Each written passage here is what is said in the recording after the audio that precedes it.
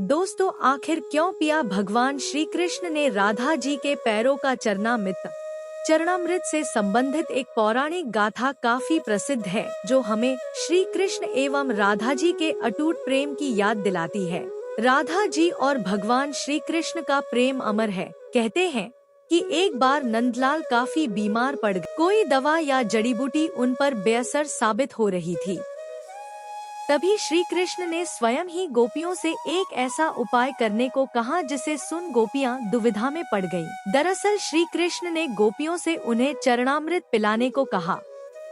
उनका मानना था कि उनके परम भक्त या फिर जो उनसे अति प्रेम करता है तथा उनकी चिंता करता है, यदि उसके पाव को धोने के लिए इस्तेमाल हुए जल को वे ग्रहण कर ले तो वे निश्चित ही ठीक हो जाएंगे। लेकिन दूसरी ओर गोपियां और भी चिंता में पड़ी। श्री कृष्ण उन सभी गोपियों के लिए बेहद महत्वपूर्ण थे।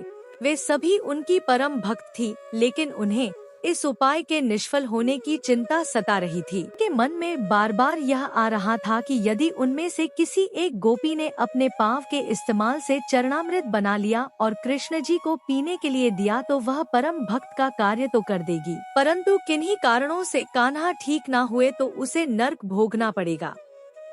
अब सभी गोपियां व्याकुल होकर श्री कृष्ण की ओर ताक रही थी और किसी अन्य उपाय के बारे में सोच ही रही थी कि वहां कृष्ण की प्रिय राधा आ गई।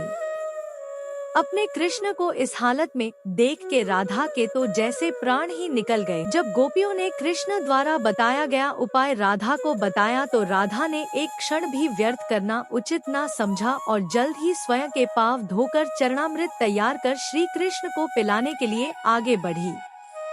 राधा जानती थी कि वे क्या कर रही हैं। जो बात अन्य गोपियों के लिए भय का कारण थी, ठीक वही भय राधा को भी मन में था, लेकिन कृष्ण को वापस स्वस्थ करने के लिए वह नर्क में चले जाने को भी तैयार थी। आखिरकार कान्हा ने चरणामृत ग्रहण किया और देखते ही देखते वे ठीक हो गए, क्योंकि वह राधा ही थी जिनके प्यार एवं सच्ची निष्ठा से कृष्ण जी तुरंत स्वस्थ हो गए।